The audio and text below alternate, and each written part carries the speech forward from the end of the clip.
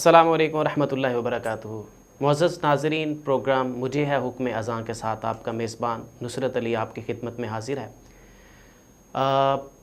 پاکستان کس نظریے پر حاصل کیا گیا، اس کی بنیادوں میں کون سے خیالات دفن ہیں، اور ہمارے بڑوں نے کس نظریے کو لے کر اس وطن عزیز کو حاصل کیا، اور پھر ہم اس نظریے پر کتنے گامزن ہیں اور وہ نظریہ کتنا پائے تکمیل کو پہنچا، کیا ہم اس طرف جا رہے ہیں کہ نہیں جا رہے۔ آج کے اس پروگرام میں آزادی کے اس موقع پر، جو پاکستان کی یوم آزادی کے اس موقع پر، اس بارے میں بات کریں گے، نظریہ پاکستان کے بارے میں، ہم کہاں تک پہنچے، ہمارے اعمال ایک قوم کی حیثیت سے کتنے اس راہ پر گامزن ہیں۔ ان سوالوں کے جواب ہم لیں گے۔ آج ہمارے ساتھ جو معزز مہمان تشریف فرما ہیں، پروفیسر مرزا عثمان بیگ صاحب، علمی، مذہبی اور نظریاتی شخصیت ہیں، پروفیسر ہیں اور اقبال شناس ہیں، اور پاکستان کے نظریے کے حوالے سے گہری فکر رکھتے ہیں۔ تو ان سے پہلے تو ہم انہیں اپنے پروگرام میں خوش آمدید کہتے ہیں، اس کے بعد ہم ان کی طرف پہلے سوال کے ساتھ چلتے ہیں۔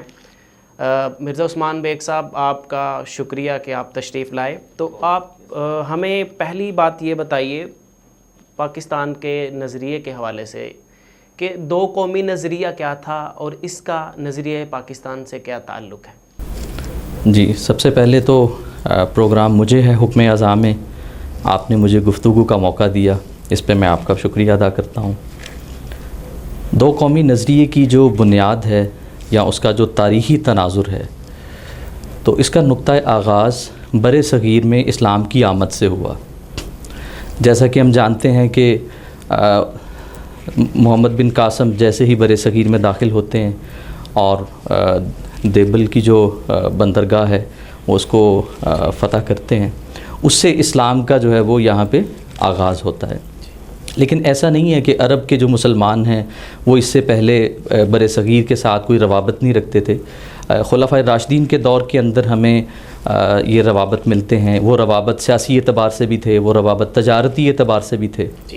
تو لیکن باقاعدہ طور پہ جو ایک فوجی مہم تھی جو کہ محمد بن قاسم کی صورت میں بر صغیر میں داخل ہوئی، تو یہاں اس کو ہم کہہ سکتے ہیں کہ یہ مسلمانوں کا بر صغیر کے اندر باقاعدہ نقطہ آغاز ہے۔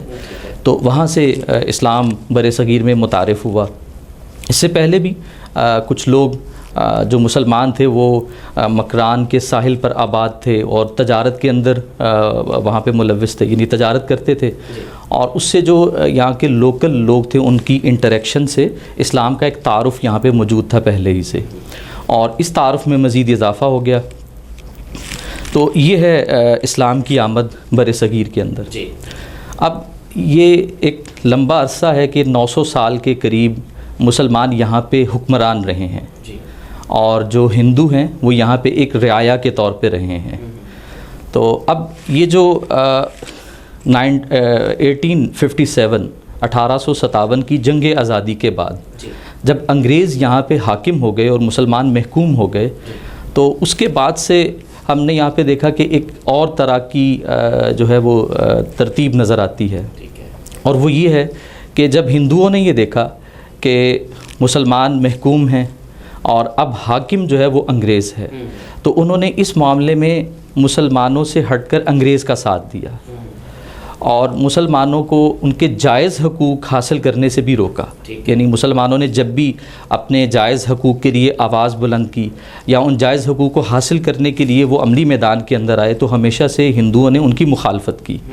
تو مسلمانوں نے اس سے ایک تاثر لیا، یعنی ان کے ہاں یہ ایک فکر پیدا ہوئی کہ اگر انگریز یہاں سے چلا جائے گا تو ہم یہاں پہ جو ایک یعنی متعصب محکوم کی حیثیت ہوگی، اور جو متعصب ہندو ہے ہم اس کے محکوم ہو جائیں گے، اور وہ ہمیں ہمارے جائز حقوق بھی نہیں دے گا۔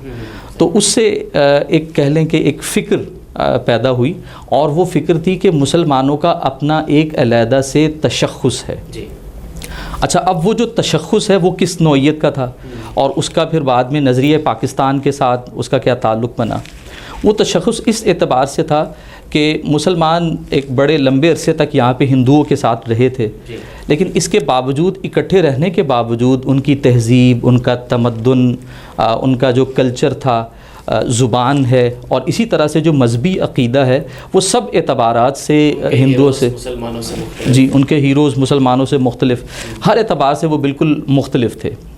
یہاں پہ میں چاہتا ہوں کہ اپنی جو بھی ہمارے نوجوان ہیں جو اس پروگرام کو دیکھ رہے ہیں، تو وہ اس معنویت کو ذرا سمجھیں کہ تہذیب کیا ہوتی ہے یا کلچر کسے کہتے ہیں، اور مسلمانوں کی تہذیب کیا تھی اور وہ کس طرح سے مختلف ہے ہندوؤں کی تہذیب سے، اور مسلمانوں کا کلچر کیا تھا اور وہ کس طرح سے مختلف تھا ہندوؤں کے کلچر سے۔ تہذیب کو سمجھنے کے لیے ہم ایک آئس برگ کی مثال لے لیتے ہیں کہ اس کا جو بڑا حصہ ہوتا ہے وہ زیر سمندر ہوتا ہے، یعنی پانی زیر آب ہوتا ہے، جو نظر نہیں آ رہا ہوتا، ٹھیک ہے۔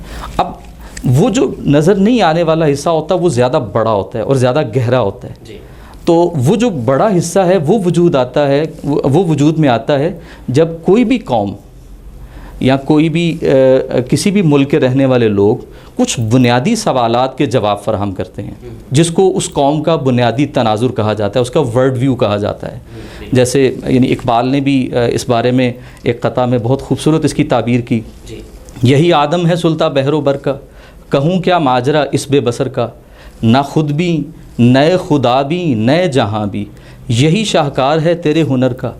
یعنی کائنات کیا ہے، انسان کیا ہے، اور خدا کیا ہے، ان سوالات کے جوابات فراہم کرنے سے ایک بنیادی تناظر وجود میں آتا ہے۔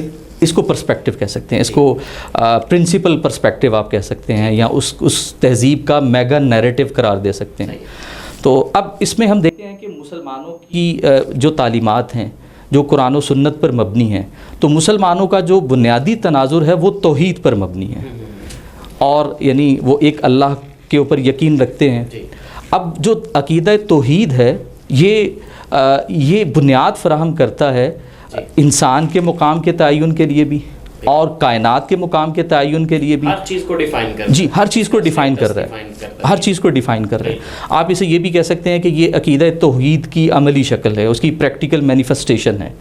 تو اب اس اعتبار سے اگر دیکھیں تو مسلمان جو بھی تہذیب ہوگی، جو بھی مسلم تہذیب ہوگی، اس کی بنیاد توحید کے عقیدے پر مبنی ہوگی، اور کائنات کے ساتھ اور انسان کے ساتھ ان کا کیا تعلق ہے، اور انسان کا مقام کیا ہے، اور ان کا آپس میں جو تعلق استوار ہوگا وہ توحید ہی کی بنیاد پر ہوگا۔ جی صحیح ہے، یعنی آپ اس طرف جا رہے ہیں کہ دو قومی نظریہ تو اٹ ایور ایگزسٹڈ، یہ تو ہمیشہ سے موجود رہا ہے جب دو قومیں یہاں بستی رہی ہیں، لیکن یہ تب ڈیپلی ریئلائز تب کیا گیا کہ جب یہاں پر انگریز کی حکومت تھی اور مسلمانوں کی یہ خدشہ لاحق ہوا کہ ان کے جانے کے بعد اگر یہ ہمارے لیے علیحدہ وطن عزیز نہیں چھوڑ کے جاتے، ہمیں ایک اینٹی کی حیثیت سے علیحدہ نہیں کرتے، تو ہمارا شناخت، ہمارا تشخص، یہ سب برباد ہو جائے گا، اور ہمارا جو بنیادی فکر ہے، جو پرسپیکٹیو آپ نے کہا کہ زندگی کو دیکھنے کا ایک انداز کہ جس میں تمام چیزوں کی ایک حیثیت ہے، وہ یکسر ہندوؤں سے مختلف ہے،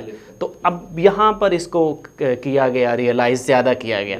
جی، آپ دیکھیں وہ جو آئس برگ کا وہ پورشن جو کہ پانی کے اوپر واقع ہوتا ہے، جو کہ نظر آتا ہے، اس کو ہم کہہ سکتے ہیں کہ وہ کلچر ہے، اور کلچر کے اندر رہنے سہنے کا انداز ہے، اس میں آپ کی زبان کیا ہے، آپ کے آپس میں تعلقات کس بنیاد پر استوار ہوتے ہیں۔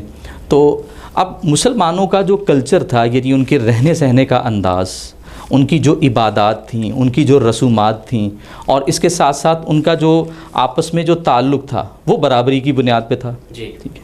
لیکن دوسری طرف جب ہم ہندوؤں کا کلچر دیکھتے ہیں تو وہ مسلمانوں سے یکسر مختلف، تمام تہیں ڈیفرنٹ ہیں، تمام طرح، یعنی تمام سطحیں ہم دیکھتے ہیں نا، مطلب وہ سیاسی ہو، وہ مذہبی ہو، وہ سماجی ہو، ہر اعتبار سے انہوں نے ان کی جو ساری انہوں نے جو ڈیفائن کیا ہوا تھا زندگی کی لیئرز کو، وہ مسلمانوں کی لیئر سے بالکل یکسر. تو اس طرح سے اکٹھا رہنے کے باوجود بھی کبھی یہ ایک دوسرے میں ضم نہیں ہو سکتے. ایک دوسرے میں ضم نہیں ہو سکتے. جی. تو یہی وجہ تھی کہ جب مسلمانوں نے ان کے اندر یہ احساس پیدا ہوا کہ جب انگریز یہاں سے رخصت ہو جائیں گے اور ہم یہاں پہ متعصب ہندوؤں کے رحم و کرم پر ہوں گے تو نہ صرف ہم اپنے کلچر کے جو اوضاع ہیں, کلچر کی جو چیزیں ہیں جن میں زبان ہے, رہن سہن کے طریقے ہیں یا ادب ہے, تو یہ بھی ہمارے لیے برقرار رکھنا مشکل ہوگا. یہ تھا دو قومی نظریہ. یہ تھا دو قومی نظریے کی. اب اس کا نظریہ پاکستان سے کیا تعلق؟ اچھا, اس میں میں چند شخصیات کو بھی درمیان میں ضرور کوٹ کروں گا کہ جن میں سب سے پہلے سر سید احمد خان ہیں. سر سید احمد خان وہ شخص ہیں جو پہلے متحدہ قومیت کے سب سے بڑے حامی رہے ہیں کہ مسلمان اور ہندو یہاں پہ ایک عرصے سے اکٹھے رہتے رہے ہیں, تو اب ہمیں مل کے انگریز کے خلاف یہاں پہ کوشش کرنی چاہیے. لیکن جب انہوں نے ہندوؤں کا رویہ دیکھا کہ اور جب کانگریس وجود میں آئی اور پھر جب انہیں یہ ریئلائز ہوا کہ جو کانگریس ہے یا جو ہندو ہیں ان کا اصل جو موٹیو ہے, اصل جو مقصد ہے وہ یہاں پہ ہندو راج کا قیام ہے, یعنی اس میں مسلمانوں کے لیے کسی قسم کا کوئی جائز مقام حاصل کرنا ممکن نہیں ہوگا اگر وہ ہندوؤں کے ساتھ مل کے متحدہ قومیت کے لیے کوئی جدوجہد کرتے ہیں. یہ یوں کہیے کہ سر سید احمد خان کو قرآن کی اس آیت کو صحیح طرح سے محسوس تب ہوا پریکٹیکلی, وَلَن تَرْضَىٰ عَنْكَ الْيَهُودُ وَلَا النَّصَارَىٰ حَتَّىٰ تَتَّبِعَ مِلَّتَهُمْ, کہ یہ یہود و نصارہ آپ سے کبھی بھی راضی نہیں ہو سکتے یہاں تک کہ آپ اپنی ملت کو چھوڑ کے ان میں داخل. یہ تو قرآن کا فیصلہ ہے. بالکل. تو انہوں نے محسوس کیا, پھر انہوں نے اس کی داغ بیل رکھی. جی, انہوں نے پھر دو قومی نظریے کا ان کو بانی کہا جاتا ہے. انہوں نے کہا کہ مسلمان اور ہندو ہر اعتبار سے دو مختلف قومیں ہیں, اپنی تاریخ کے اعتبار سے دو مختلف قومیں ہیں, اسی طرح سے ثقافت ہے, معاشرتی اقدار ہیں اور جو مذہبی عقیدہ ہے, ان تمام اعتبارات سے مسلمان ہندوؤں سے یکسر مختلف ہیں. اور اسی کو پھر بعد میں ہم دیکھتے ہیں کہ قائد اعظم محمد علی جناح, ٹھیک ہے, انہوں نے ہی اس نظریے کو بعد میں انہوں نے بھی اس کی جو وضاحت کی, انہوں نے مختلف مواقع کے اوپر ان کی جو سپیچز ہمیں ملتی ہیں یا انہوں نے جو بیانات اپنے ریکارڈ کروائے ہیں تو اس میں انہوں نے دو قومی نظریے کی وضاحت اسی طرح سے کی. اور یہی دو قومی نظریہ پاکستان کی بنیاد بنا, یعنی یہیں ہی سے یعنی مسلمان ایک الگ ملی تشخص رکھتے ہیں اور جو مسلمانوں کا ملی تشخص ہے وہ اسلام پر مبنی ہے, ان کی روایات پر مبنی ہے. تو یہ نظریہ پاکستان کی بنیاد ہے. اسلام نظر آتا ہے.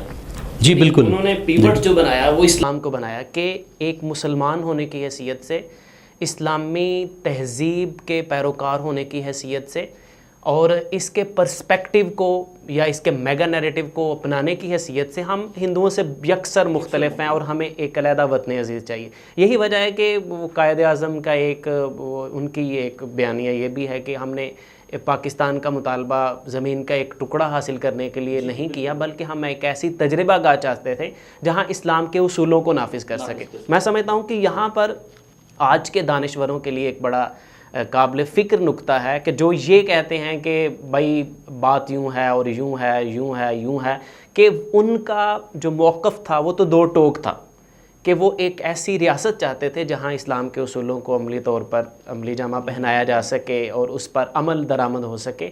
تو یہ بڑی اچھی آپ نے بات کہی کہ ہمارے تمام جو بڑے تھے انہوں نے دو قومی نظریے کی بنیاد ہی اس فکر پر رکھی, اسلام اور غیر اسلام, اسلام اور ہندوازم, یہ دونوں ایک یکجا نہیں ہو سکتے. اچھا, اگلا کویشچن میرا آپ سے یہ ہے کہ قیام پاکستان کا محرک, تھوڑی سی بات ہو گئی, مزید اس پہ بتائیے کہ اس کا محرک کیا تھا. قیام پاکستان کے محرک پر بات کرنے سے پہلے جو پہلے سوال کا جو آخری حصہ ہے, میں قائد اعظم محمد علی جناح کا ایک خطاب کا ایک حصہ آپ کے سامنے سنانا چاہتا ہوں. یہ خطاب 8 مارچ 1942 کو مسلم علی گڑھ جو یونیورسٹی ہے اس میں خطاب کرتے ہوئے انہوں نے جو کہا, مسلمانوں کی قومیت کی بنیاد کلمہ توحید ہے. اللہ اکبر, کتنی بڑی بات ہے. وطن نہیں اور نہ ہی نسل. یعنی اب اس کی تھوڑی سی وضاحت ہم کر دیں کہ جو قومیں ہیں, یہ ایک نظریہ تھا کہ قومیں وطنوں سے بنتی ہیں. پہلی لائن پھر دہرائیے گا.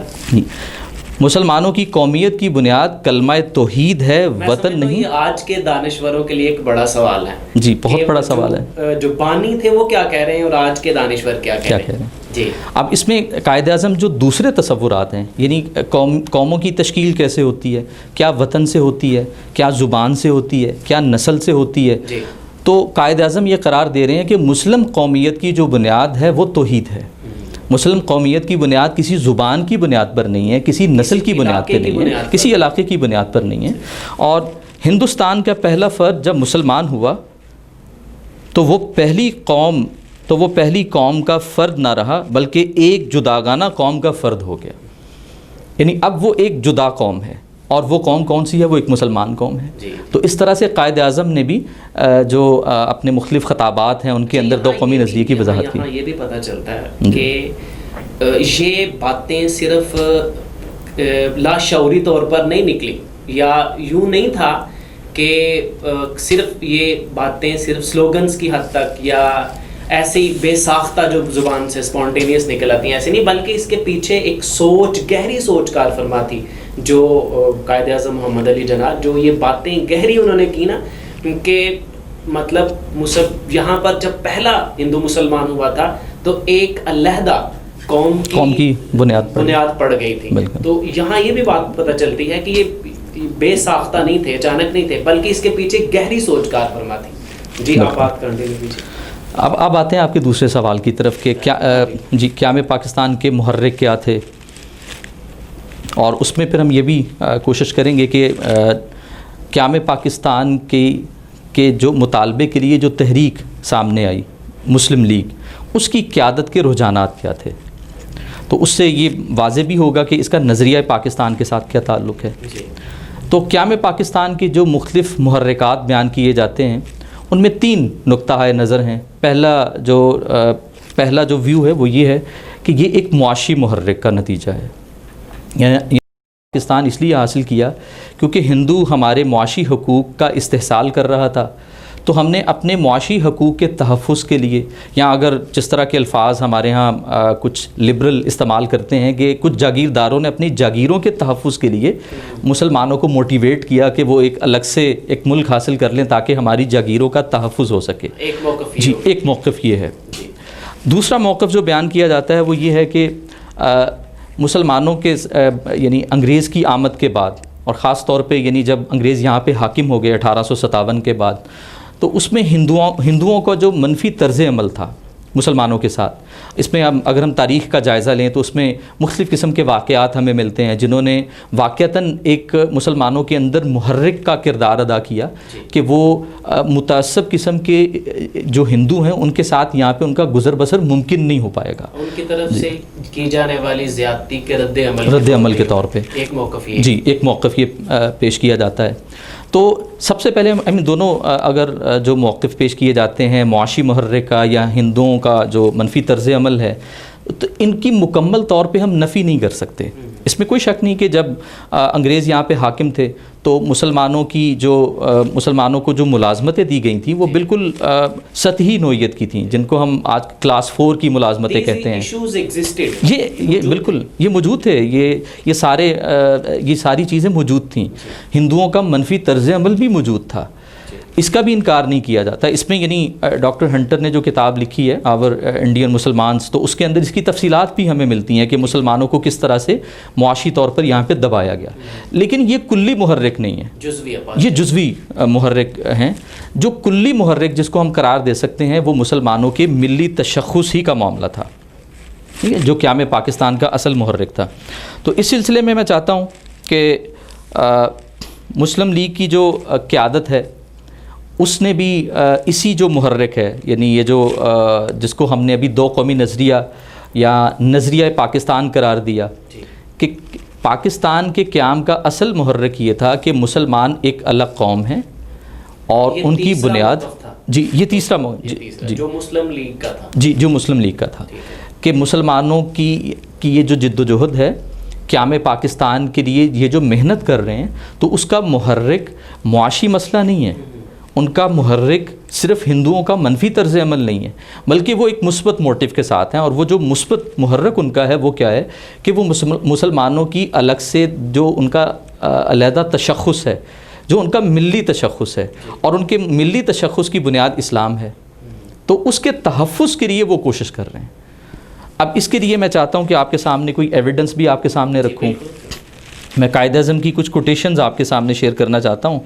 اور قائد اعظم کی یہ جو کوٹیشن ہے یہ قائد اعظم نے مسلم لیگ کا جو اجلاس تھا 23 مارچ 1940، 23 مارچ 1940 کو انہوں نے جس کو قرارداد لاہور پیش کی گئی، وہاں پہ جو خطاب کیا، تو اس خطاب کے اندر انہوں نے اس کی جو وضاحت کی وہ اس طرح سے ہے کہ اسلام کے قومی تصور اور ہندو دھرم کے سماجی طور طریقوں کے باہمی اختلاف کو محض وہم و گمان بنانا ہندوستان کی تاریخ کو جھٹلانا ہے۔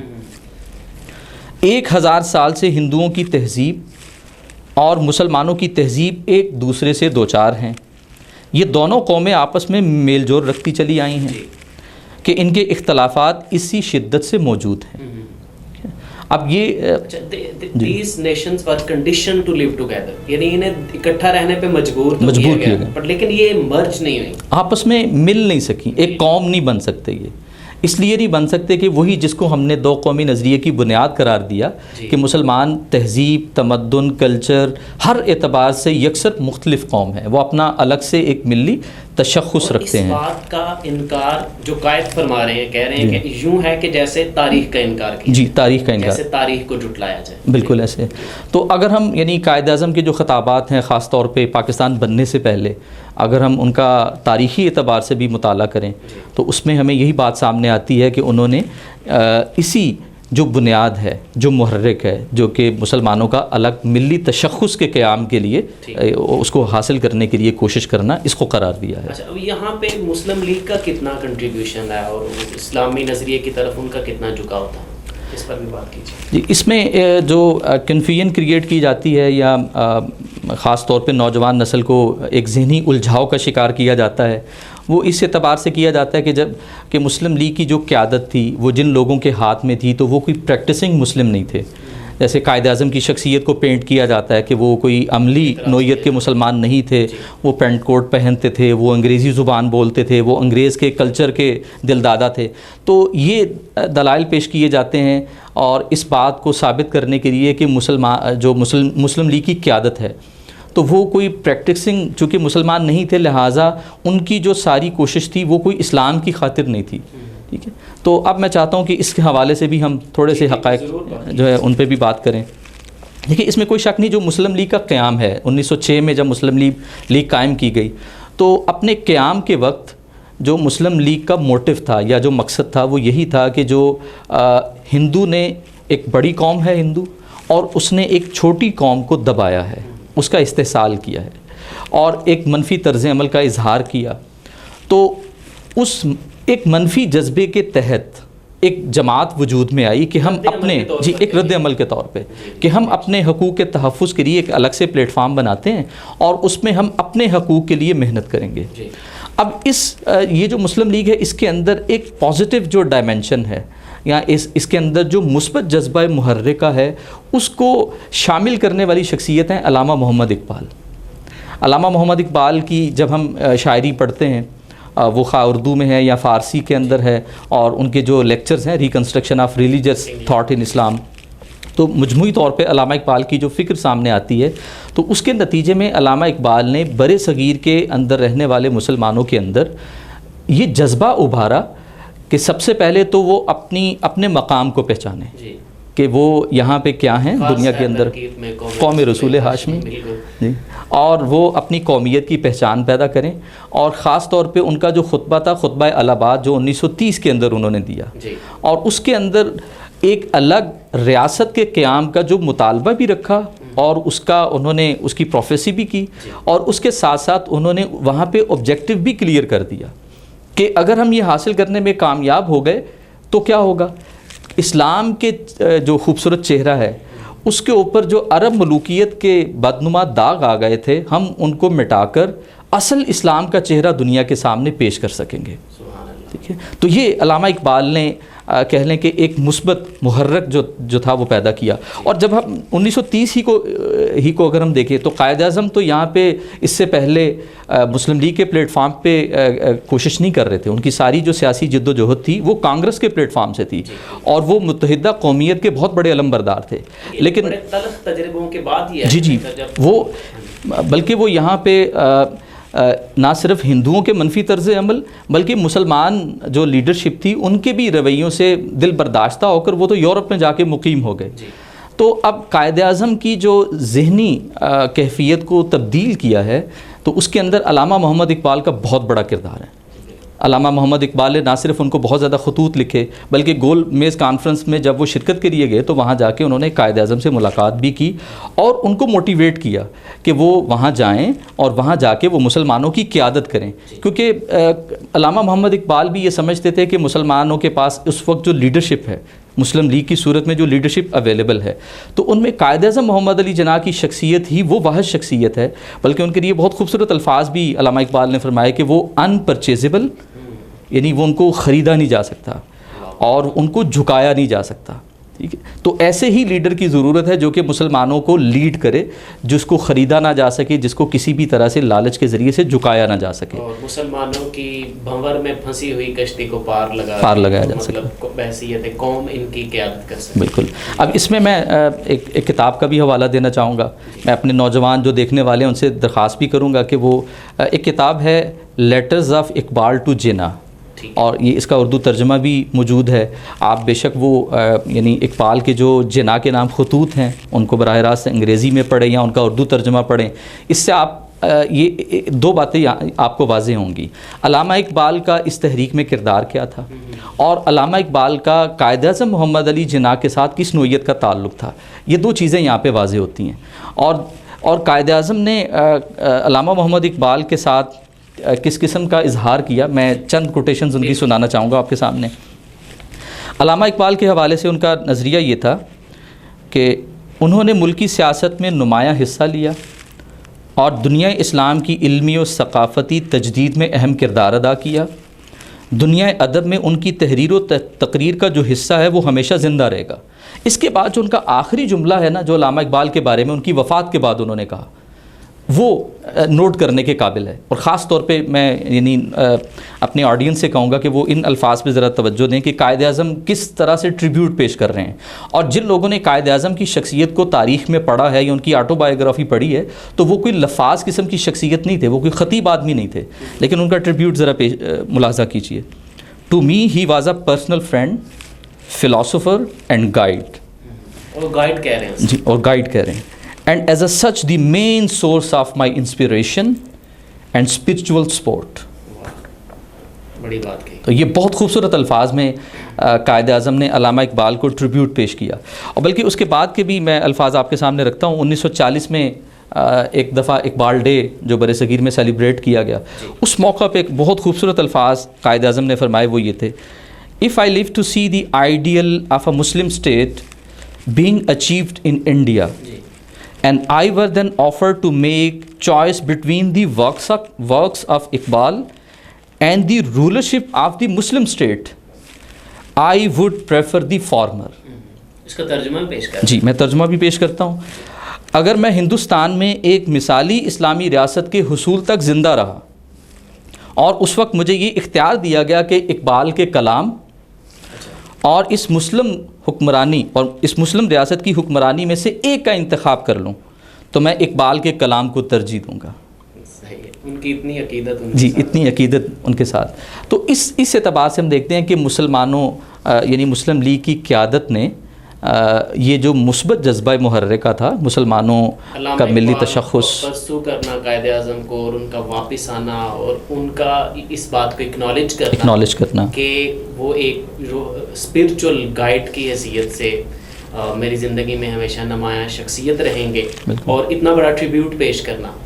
تو اس میں پتہ چلتا ہے کہ پریکٹیکلی بھی جو علامہ اقبال ہے نا ان کا نظریہ پاکستان کے حوالے سے یا قیام پاکستان کے حوالے سے ایک بگ پورشن بہت بڑا کردار ہے، بہت بڑا کردار ہے. اور جو قائد اعظم تھے ان کو واپس لانا اور ان کی جد و جہد بھی کس طرح بڑے بڑے لفظ ان کے بارے میں، ان کی شخصیت کے بارے میں، اور یہ تاریخ نے ثابت کیا کہ وہ جھکے بھی نہیں ہیں اور بکے بھی نہیں. جس منہج کو لے کے اور جس موقف کو لے کے نکلے اللہ کے فضل سے اسے حاصل کیا. کہا جاتا ہے کہ قائد اعظم ایک لبرل شخصیت تھے اور وہ مطلب خود دیکھیں تو ایک آزاد خیال شخص تھے اور ایک سیکولر ریاست بنانا چاہتے تھے اس کو. یہ بات کہاں تک درست ہے؟ ہمارے ہاں جو پاکستان کے اندر سیکولر طبقہ ہے، جو یہاں پہ پاکستان کے اندر اسلام کو غالب قوت کے طور پہ کار فرما دیکھنا نہیں چاہتا، وہ قائد اعظم کی ایک تقریر کا حوالہ دیتے ہوئے وہاں سے یہ نتیجہ اخذ کرتے ہیں کہ جو قائد کا ویژن تھا وہ ایک لبرل ڈیموکریٹک سٹیٹ کا تھا. وہ ایک ایسی ریاست بنانا چاہتے تھے جو کہ لبرل ہوگی، جو کہ کسی مذہب کی بنیاد پر نہیں ہوگی. تو اس اعتبار سے وہ ایک سیکولر ریاست بنانے کے حامی تھے.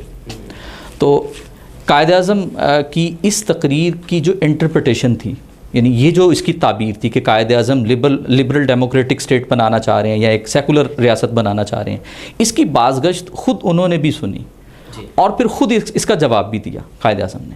یعنی اس کے 5 ماہ بعد ہی قائد اعظم نے کراچی بار ایسوسی ایشن میں خطاب کیا، اور ان کی اس تقریر سے جو غلط مفہوم اخذ کیا جا رہا ہے کہ وہ ایک لبرل سٹیٹ بنانا چاہ رہے ہیں یا اسلام کی بنیادوں کے اوپر ریاست کا قیام ان کی ترجیح نہیں ہے، اس کا جواب انہوں نے جو دیا ہے تو وہ تقریر میں آپ کے سامنے رکھنا چاہتا ہوں. تو اس میں یہ جتنی بھی سپیچز کے پارٹ ہم آپ کے سامنے یہاں پہ پڑھ رہے ہیں، یہ سارے قائد اعظم کی جتنی تقاریر ہیں وہ پرنٹڈ ہیں. آپ لوگ یعنی اس کو انٹرنیٹ سے سرچ بھی کر سکتے ہیں، باقاعدہ طور پہ کتابوں کے اندر بھی ان کو کمپائل کیا گیا ہے. جی، مستند حوالہ جاتے ہیں. تو میں 25 جنوری 1948 کو کراچی بار ایسوسی ایشن میں جو انہوں نے خطاب کیا، اور اس جو استدلال ہے اس کو جو جواب خود قائد اعظم نے دیا ہے وہ میں آپ کے سامنے رکھتا ہوں. Islam and its idealism had taught democracy. Islam has taught equality, justice and fair play to everybody. اب یہاں پہ بہت آسان الفاظ ہیں، یعنی ان کا ترجمے کی بھی ضرورت نہیں ہوگی. The Prophet, peace be upon him, was a great teacher. He was a great lawgiver. He was a great statesman. And he was a great sovereign who ruled. No doubt, there are people who do not quite appreciate when we talk of Islam. یعنی وہ کتنی بڑی بات ہے، یہ تو ہم کو ریپرزینٹ کرتے ہیں یہاں پہ. وہ اس طبقے اسلام کی بات کرتے ہیں، ہم کہتے ہیں کہ اس ملک کو اسلام کے نام پہ حاصل کیا گیا. بانی جو تھے وہ اسلام کو لے کر چلے، اور ان کی تقریروں کا مرکز ہی اسلام نظر کہیں اسلام نظر آتا ہے، کہیں محمد عربی علیہ الصلوۃ والسلام کے گرد بات چلتی ہے، کہیں اسلام کی تہذیب کی بات ہے، ثقافت کی بات ہے، عبادات کی بات ہے، سیاسی نظام کی بات ہے. تو آج کے جو لبرلز ہیں اور یا جو کہتے ہیں کہ وہ مطلب اسے ایک سیکولر ریاست بنانا چاہتے تھے، یہ بہت خوبصورت جواب ہے، بہت خوبصورت جواب انہوں نے دیا ان کو. تو Islam is not only a set of rituals, traditions and spiritual doctrines. یعنی یہ محض کوئی رسم و رواج کا یا کوئی روحانی طرح کی چیزوں کا یہ مجموعہ نہیں ہے. Islam is a code for every Muslim which regulates his life and his conduct in even politics and economics and the like. وہ سمجھتے تھے ہر اعتبار سے، سیاست میں، اقتصادیات میں، یہ ہر اعتبار سے اسلام جو ہے کمپلیٹ کوڈ آف لائف ہے، ایک مکمل ضابطۂ حیات ہے، اور وہ اس کو ریگولیٹ کرتا ہے اسلام ان کی زندگی کو. Why this feeling of nervousness that the future constitution of Pakistan is going to be in conflict with Shariat law. شریعت لا کی اصطلاح استعمال کی گئی کیونکہ آج کل ہم دیکھتے ہیں کہ ہمارے ہاں یعنی جو لبرل جو دانشور ہیں وہ شریعت کے لفظ سے بہت زیادہ چڑھتے ہیں. یعنی جب بھی شریعت کا لفظ استعمال کیا جاتا ہے تو وہ اسلامی سزاؤں کا وہ پہلو جس کو آج کی جو ماڈرن دنیا ہے وہ ایک تعصب کی نگاہ سے دیکھتے ہوئے اس کو ظالمانہ قرار دیتی ہے، تو وہ شریعت کی اصطلاح کو اس ظلم کے ساتھ اٹیچ کر کے شریعت سے برگزشتہ کرنا چاہتے ہیں. اچھا، ہم دیکھتے ہیں کہ جو لفظ پاکستان ہے اس کے درمیان اور مدینہ طیبہ کے درمیان اگر ہم لفظی مماثلت دیکھیں نا، جس طرح ہمارے بڑوں کی یہ سوچ تھی، جو اسلاف جنہوں نے قربانیاں دیں اور جنہوں نے اس سوچ کی بنیاد رکھی اور اسلام کو مرکز بنا کر اس جدوجہد کا آغاز کیا، اگر ہم دیکھتے ہیں کہ مدینہ طیبہ اور پاکستان کا لفظ دیکھیں تو ان میں لفظی اعتبار سے گہری مماثلت ہے. مدینہ کا مطلب رہنے کی جگہ، تمدن کی جگہ، اور طیبہ پاک یعنی رہنے کی پاک جگہ، اور پاکستان کا اگر ہم لفظ دیکھیں تو وہ بھی رہنے کی پاک جگہ. یعنی یہ ایک ایسا آج بھی کچھ حکمران بات کرتے ہیں کہ ہم پاکستان کو ریاست مدینہ کی طرز پر چلائیں گے، بنائیں گے. اللہ تعالیٰ انہیں ان کی کوششوں میں کامیاب کرے، اور ان کے اس نیت میں ان کو، لیکن ان کو یہ بھی دیکھنا ہوگا کہ یہ مدینہ طیبہ کی بنیاد پہ کی طرح کیسے بن سکتا ہے، یعنی اس ریاست کی طرح یہ کیسے بن سکتا ہے کہ جب یہاں مسجدوں میں آزادانہ خواتین شوٹنگ کے لیے آتی ہیں، اور بدقسمتی سے اوقاف کے انڈر چلنے والی ان مساجد میں 30 ہزار کے پیسے لے کر ان سے پیسے چارج کر کے باقاعدہ ان کو پرمیشن دی جاتی ہے. تو یہ حکمرانوں کو دیکھنا ہوگا کہ ہمارے بڑوں کا یہ موقف نہیں تھا یا یہ سوچ نہیں تھی جنہوں نے یہ قربانیاں دیں اور یہ ساری جدوجہد کی، وہ اسلام کو یہاں نافذ کرنا چاہتے تھے. انہیں ہوش کے ناخن لینے ہوں گے اور دیکھنا ہوگا کہ وہ اپنے کلیمز میں کتنے سچے ہیں، کہ وہ اسے ریاست مدینہ بنانے کے سلسلے میں کتنے پریکٹیکل ہیں.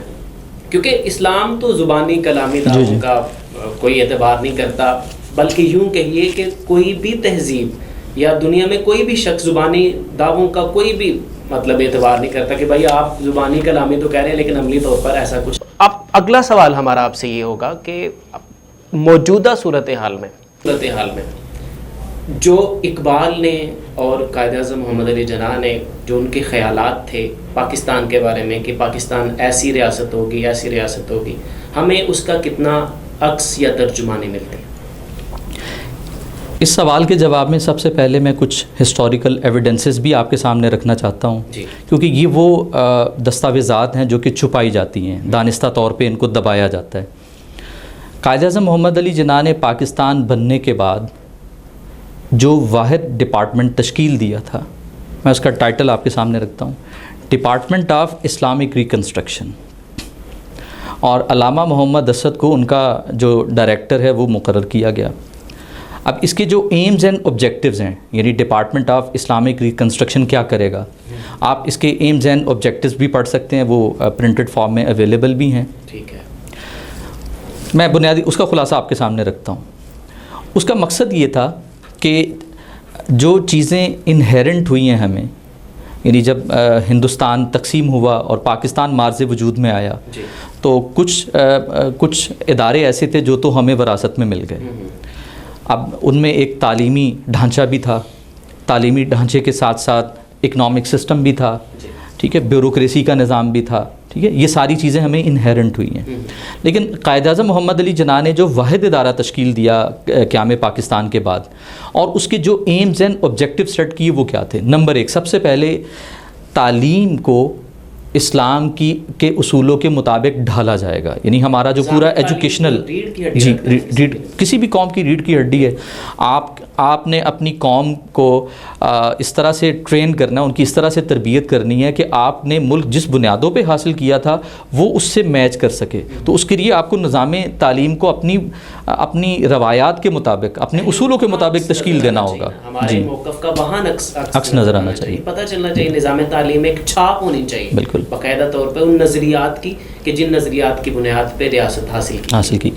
دوسرا بڑا اس کا مقصد یہ تھا کہ جو قوانین ہیں، یعنی وہ جو کہ ہندو راج یہاں پہ تھا، ہندو قوانین رائج تھے یہاں پہ، تو قوانین کو اسلام میں آنے کی کوشش کی جائے گی. اور تیسرا بڑا جو اس کا آبجیکٹیو تھا وہ یہ تھا کہ جو اکنامک سسٹم ہے، یعنی اور اکنامک سسٹم سے جتنے بھی ریلیٹڈ ادارے ہیں وہ ان کو اسلامی اصولوں کے مطابق ڈھالا جائے گا. اور ہم دیکھتے ہیں کہ 1 جولائی 1948 کو قائد اعظم محمد علی جناح نے جب اسٹیٹ بینک آف پاکستان کا افتتاح کیا تو اس میں واضح طور پہ اس کا ہدف بھی یہ قرار دیا کہ یہاں پہ جو ریسرچ ڈپارٹمنٹ ہے وہ اس لیے کوشش کرے کہ جو کیپٹلزم ہے، یعنی سرمایہ دارانہ نظام ہے، اس نے، یا سوشلزم ہے، ان مختلف نظاموں نے انسان کو جس طرح سے ان کا استحصال کیا ہے اور طبقات کے اندر تقسیم کیا، یا ان کے جو بھی منفی اثرات ہیں، تو ان سے ہم نکلتے ہوئے یا ان سے بچتے ہوئے کیسے اپنی اسلامی بنیادوں کے اوپر اپنے معاشی نظام کو تشکیل دے سکتے ہیں.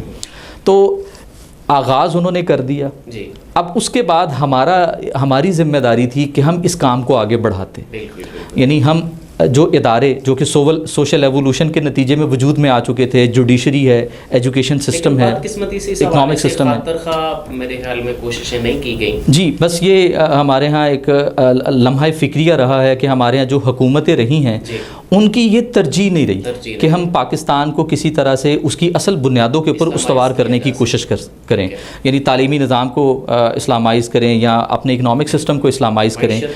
معیشت کو کریں. تو اس لیے ہم دیکھتے ہیں کہ جو بھی موجودہ حکومت بھی اگر نعرہ لگاتی ہے ریاست مدینہ کا، لیکن جو ہمارے سامنے وہ اگزامپل کوٹ کرتے ہیں تو اگزامپل میں وہ یورپی ریاستوں کی اگزامپلس کوٹ کرتے ہیں، جبکہ قائد اعظم محمد علی جناح جب بھی اسلامی ریاست کی بات کرتے تھے تو خلافت راشدہ کی بات کرتے تھے. یعنی ہمیں ریاست مدینہ کی تشکیل کے لیے یا پاکستان کو ایک جدید اسلامی ریاست بنانے کے لیے بھی اصول خلافت راشدہ سے لینے ہوں گے جو اسلام نے ہمیں مقرر کیا. اللہ، آپ نے سوال کا جواب دیا، آپ نے ٹائم دیا. ابھی ہمارے پروگرام کا وقت ختم ہوا چاہتا ہے. آپ سے بڑی دلچسپ گفتگو ہوئی، بڑی انفارمیٹیو باتیں. یقیناً ناظرین آپ کو پتہ چل گیا کہ ملک پاکستان کے حصول کے سلسلے میں ہمارے بڑوں کی کیا سوچ تھی اور کون سے محرکات تھے. آپ نے ایویڈنسز کے ساتھ پتہ چل گیا، اور کس طرح سے بدقسمتی سے ہمارا سیاسی نظام، اقتصادی نظام، ہمارا معاشی اور معاشرتی نظام بدقسمتی سے اس نہج پہ ابھی تک نہیں آ سکا، یا اس راہ پہ ابھی تک گامزن نہیں ہو سکتا کہ جس کو ویژولائز کیا تھا ہمارے بڑوں نے، جس کی تصویر دیکھی تھی قائد نے، جس کی تصویر دیکھی تھی اقبال نے. لیکن ہماری دعا ہے کہ اللہ تعالیٰ موجودہ حکومت کو اس کے نعروں میں کامیاب کرے، اس سے حقیقی ریئلائز کرے یہ حکومت کے ملک پاکستان کو کیوں حاصل کیا گیا. یہاں قائد اعظم کے ایک کوٹ کے ساتھ میں اپنے پروگرام کا اختتام کروں گا کہ جو بات انہوں نے، جس بات کا اظہار 30 جولائی 1948 کو لاہور میں اسکاؤٹ ریلی سے خطاب کرتے ہوئے آپ نے کیا کہا؟ کہا کہ میں نے بہت دنیا دیکھ لی، اللہ تعالیٰ نے عزت، دولت، شہرت بھی بے حساب دی. اب میری زندگی کی ایک ہی تمنا ہے کہ مسلمانوں کو باوقار اور سربلند دیکھوں. کتنا بڑا ان کا یہ ویژن تھی، اور بدقسمتی سے ابھی تک ہم یہاں تک نہیں آ سکے کہ میں مسلمانوں کو باوقار اور سربلند دیکھوں. میری خواہش ہے کہ جب مروں تو میرا دل گواہی دے کہ جناح نے اللہ کے دین اسلام سے خیانت اور پیغمبر اسلام حضرت محمد مصطفیٰ صلی اللہ علیہ وسلم کی امت سے غداری نہیں کی. مسلمانوں کی آزادی، تنظیم، اتحاد اور مدافعت میں اپنا کردار ٹھیک ٹھیک ادا کیا. اور میرا اللہ کہے کہ اے میرے بندے، بے شک تو مسلمان پیدا ہوا، بے شک تو مسلمان مرا.